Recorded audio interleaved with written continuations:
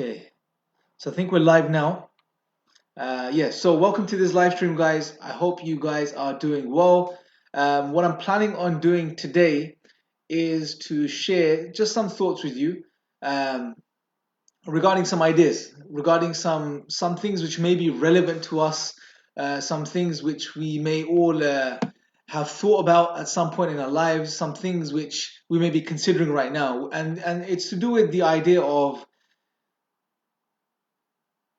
who are we as human beings? What are we looking for? What are we trying to achieve in life? Some of us, get to the point where we ask deeper questions. Is there more to me as a human being than just the fact that I am a physical being that's accidentally come into this existence and I'm going to die one day? Is that all what life is about, or is there more to life than this? Are there more elements to my being than this? Does my life have a deeper meaning than just that I exist by accident, I am a physical being, and I'm going to die? Full stop.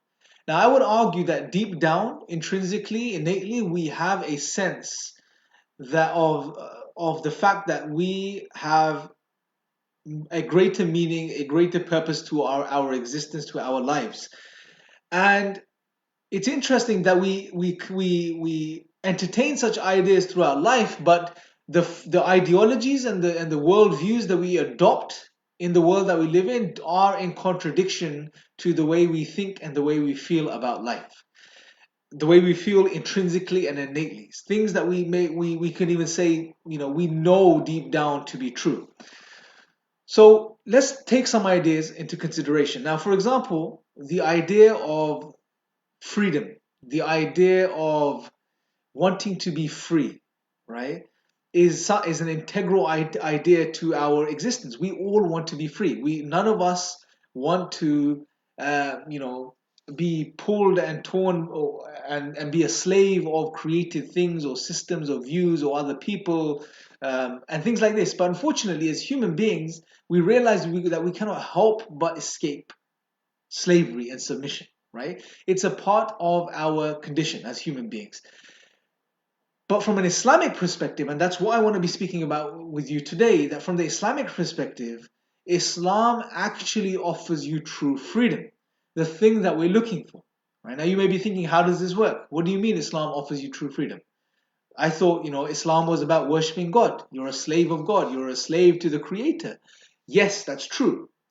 But what I want you to consider and think about is that as soon as you enslave yourself to the Creator and you worship Him alone, what happens automatically is that you no longer are a slave of anything else. You are no longer a slave of anything created, anything worldly.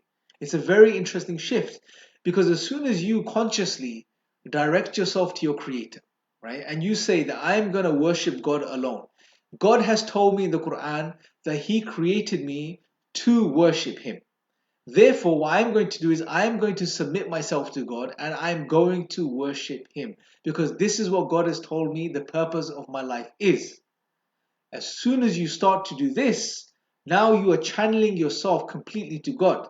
You are no longer submitting to anything else, because your heart can't be occupied by more than one master. It's impossible, right? As soon as you submit yourself wholly and totally to God, you are no longer a slave to anything else from a worldly perspective. And therefore, you are truly free. You are truly liberated from that perspective, from a worldly, material sense. And it's very powerful. And this state of being, this state of being where you are truly free from any worldly attachments or being a slave to the system, being a slave to materialism, being a slave to other people, etc., etc., etc. All the things that weigh down on us, worries, being a slave to our own psyche, to our own minds, the worry and the anxiety that we feel when we go through day-to-day life and things don't go right. This is a type of slavery in itself. When you're freed from all of these types of slaveries, and you realize God is the one that has total power. I was created to worship Him and submit to Him. He is the one that's in control of everything. He is the one that's in control of every single thing that takes place in my life and everyone else's life. And with this understanding, you submit to God, knowing that He will take care of you. This, the freedom that emanates from this and stems from this is priceless. It's just liberation in the truest sense possible. You are free from any worry, any anxiety, any thought, any person, any idea, any system. You're not a slave to anything anymore.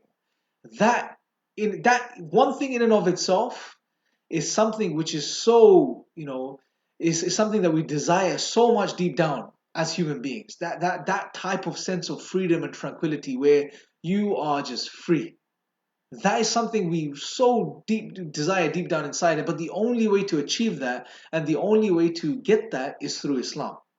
Now, many of you probably have not thought about this or have not come across this idea or understanding before, because a lot of what we hear about Islam in the media, online, etc., is negative.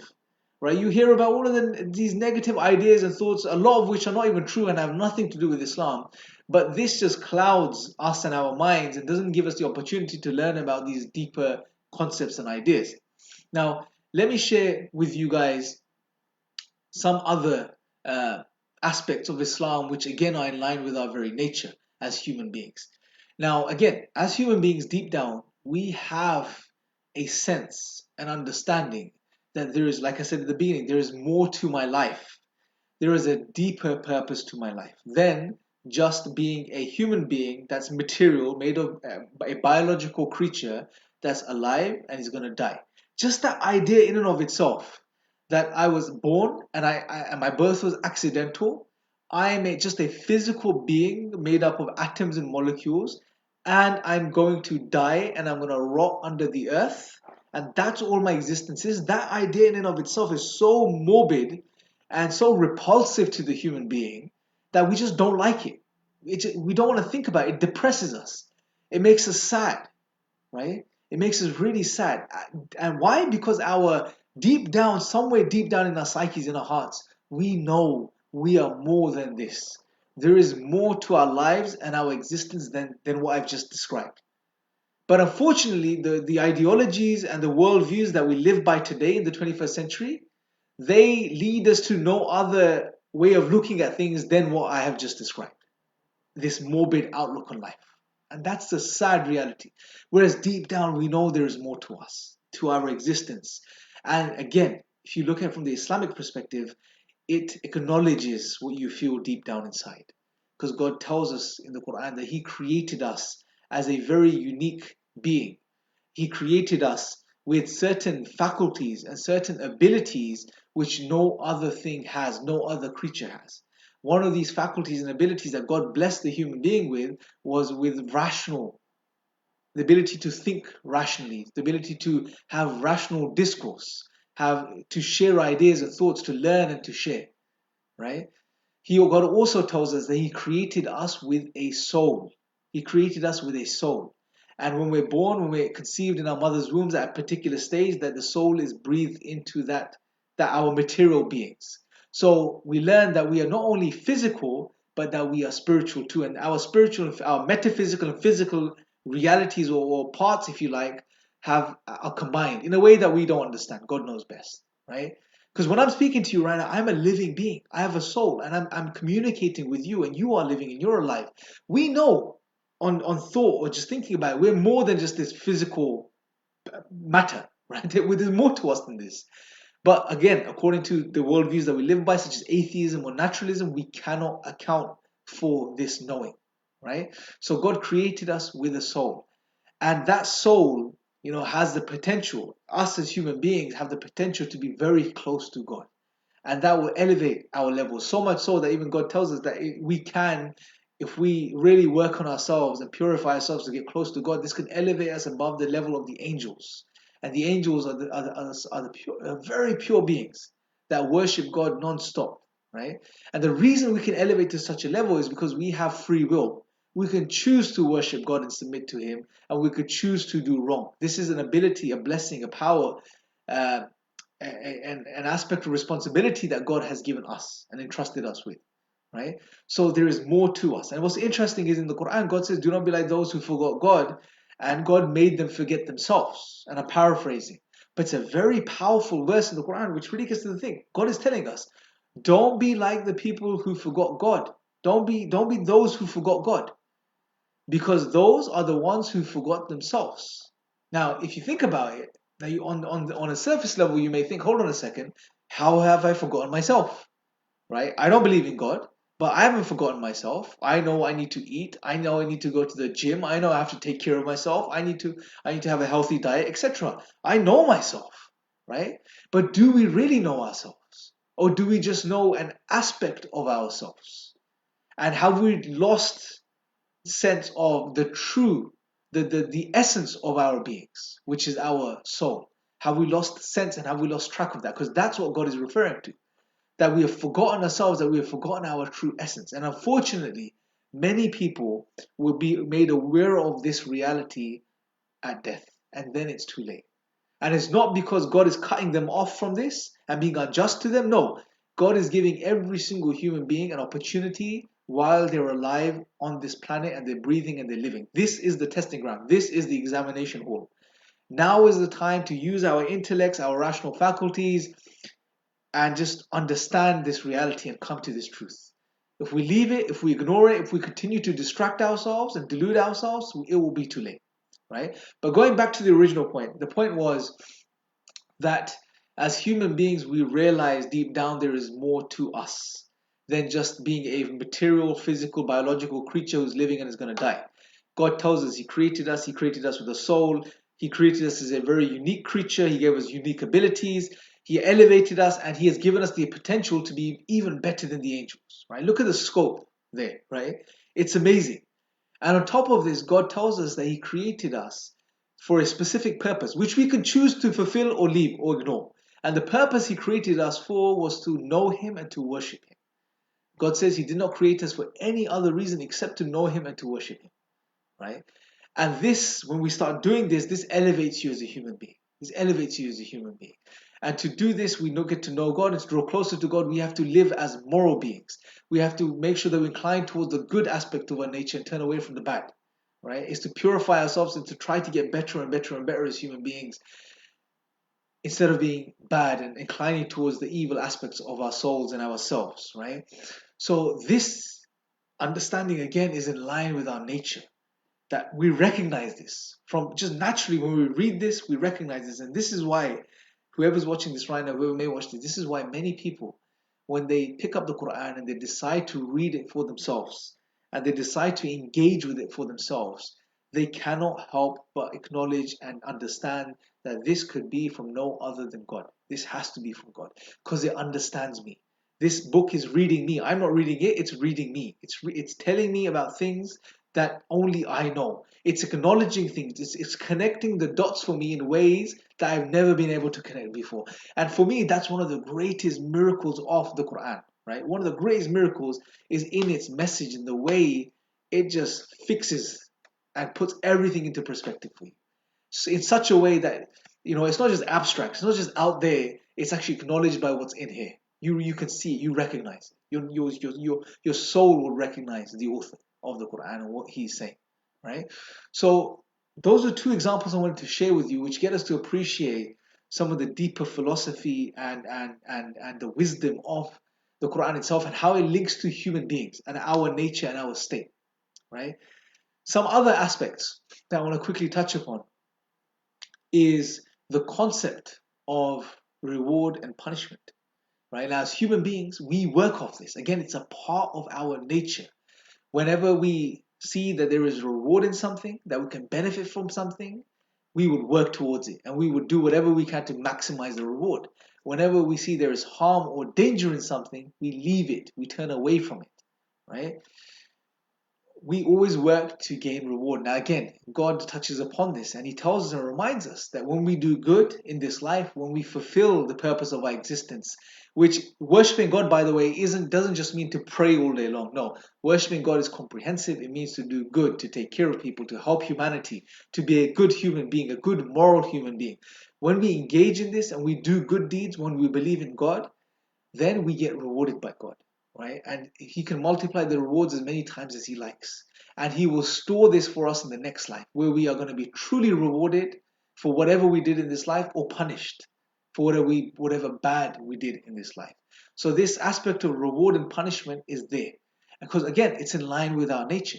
And God uses this to, in a way, to encourage us as well to do good, to incline towards good, right? To rectify ourselves and to live in the right way, right? Another concept I want to quickly share with you, which again is in line with our nature, is the concept of justice. Again, you may be thinking new things for you guys, some of you guys, right? You probably have never heard of this stuff because we just don't get an opportunity to look past the negative narratives that are out there. But another aspect I want to share with you, and something which is so powerful that I know personally, one person, when they came across this aspect of Islam, they became Muslim. Because they saw this, put everything, again, connected the dots for them, put everything into perspective. Justice, my friends, is something that we as human beings cannot help but think about, we cannot help but want. We want justice. We want justice to take place.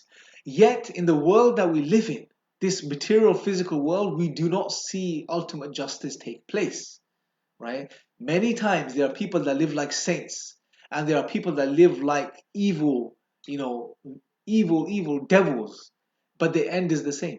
Sometimes the person that lives like a saint, his end is worse than the person that lives like a devil. And when we see such occurrences in this world, from the perspective of this world, we can't see the justice in that. We don't see the total justice in that, right? And it leaves deep inside of us a question: is this itch? Why isn't the justice taking place? Why isn't the justice taking place, right? And we're looking for answers, right? Because we know these things don't add up. But this is a dilemma we cannot escape if we limit our understanding of reality to this physical world. If we close it off like a closed box, there is never going to be ultimate justice. But Islam doesn't end it there. Islam opens your mind to the truth, which is that it doesn't end at the grave. It doesn't end at the end of this world. There is a reality which is coming. There is a world which is coming. There is a day which is coming, which is called or known as the day of judgment. The day that everything will be accounted for. Total and absolute justice will take place on that day. Anyone that did, a wrong, the equivalent or something so insignificant and tiny would be accounted for. And anyone that did good to the most insignificant, even like a hair's breadth, right, would be rewarded for. Everything will be equalized. Just total justice. God will ensure that total justice is done.